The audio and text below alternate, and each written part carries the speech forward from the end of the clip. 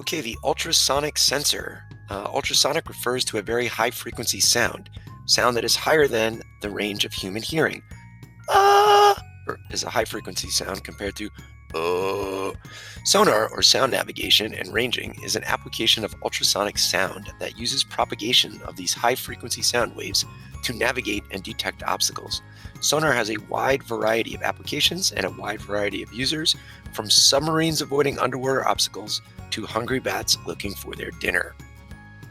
Their tiny eyes are adapted to low light, but they cannot penetrate the blackness. Millions of years ago, however, these bats evolved an extraordinary guidance system known as echolocation, or sonar.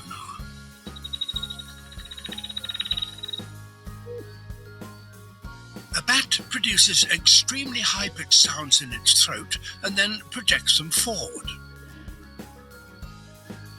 We have slowed the sounds down, but can still only hear them by converting them to lower frequencies. They bounce off the walls as echoes and are detected by the bat's huge ears. These are in constant movement and enable the bat to map its surroundings with remarkable precision. The sound wave is emitted, it bounces off the object, and the sensor detects how much time it takes, and based off of that, it can determine a distance.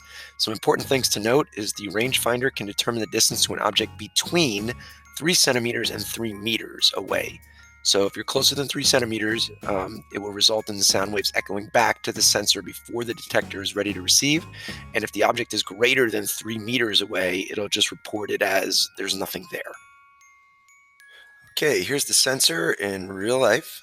And you'll notice on the top there's an input and an output, and that's important to note because both of those wires are going to need to get plugged in. They're both 3-wire ports. These are the traditional ones, and so that's similar to the line tracker that you'll be using. And on the Cortex, using the 3-wire ports that are located in the front. So when I'm plugging in these, I'm going to make sure that they get plugged into either AB or CD or EF. They have to be continuous, like right next to each other. And the output wire, I'll find that first on the sensor. So find where the output is, and then take that one, and you're going to place it into the first or the lower letter, I'll call it. So in my case, it'd be like slot A.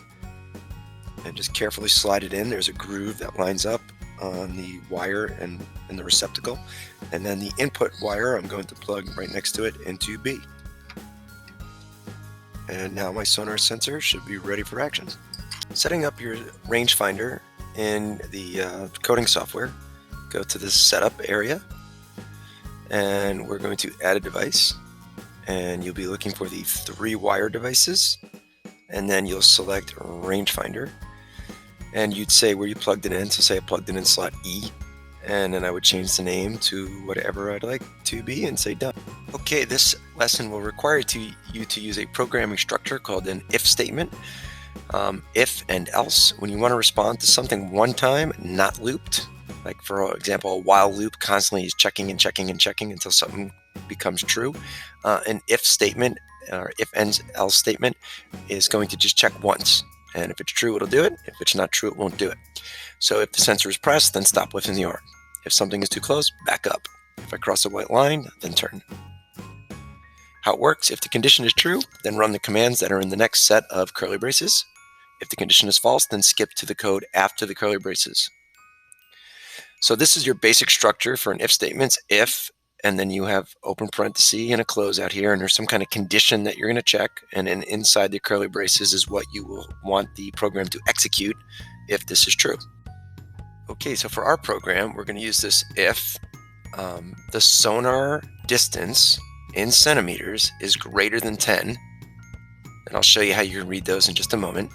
Then we want a motor to spin at a certain speed, else just turn the motor off. When we run these if statements, you'll usually also have this else. So if this is true, do that, else do something else. You can also put an infinite number of what are called else ifs in here. So say I keep this the way it is, but I can also put else if some other condition, do this. And I could say else if a third condition, do that. And I could just keep doing this over and over again. Obviously, I'd have conditions here to check, but you can do as many else ifs you want, and then at the end, you just end it with an else that basically covers everything that you didn't cover up here. That might be a little confusing, but think about an example where a computer program asks you, what is the first letter of your name? And so there's 26 possible answers, and maybe regardless of whatever answer you put in, like I put P for Peter, the computer program spits back out like pineapple. If you put A for Anthony, you get apple. If you put C for Charlie, you get cat, etc. So you can see how there'd be an if P, Peter, type Peter, else if C, type cat, else if, etc. And then at the very end, you'd be like, else, right? You didn't pick a letter dummy or something like that, right? So that's how an if statement can be used, and you can have multiple or just infinite else ifs in there. In terms of our program, it's going to be pretty straightforward. It's just if the distance is greater than 10, run the motors, else turn it off. So the if statement that we created is only going to check this one time, and in terms of running the sonar sensor and accomplishing the objective you're trying to reach, which is to just keep running forever without bumping into something, you're going to have some way to keep checking this always. So what we do there is we create a while loop, and in the condition we type the word true. So usually we put something in here and we're checking, is it true or not true? But if we just write true, then you will be forever stuck inside this while loop. It'll just be like a perpetual while loop. So it'll print out the value on the screen, it'll run the if statement, it gets to the end of the while loop, and it goes back up, and it'll just keep doing that over and over and over again. Okay, I've already downloaded the program. I'm now going to hit the play button. And a couple things you can see here. The motor is spinning. I'm getting a value of 178.4 centimeters, and that would be the distance from the rangefinder, in my case, up to the ceiling above me. And if I put my hand and bring it down close to this rangefinder, not yet, but at a certain point, I get to that 10 centimeter mark, and you'll see the sensor's changing. It's below 10. And it goes off, and as soon as I move it, I'm back on and I'm spinning again. So I get there, I'm off, there, it works wonderfully.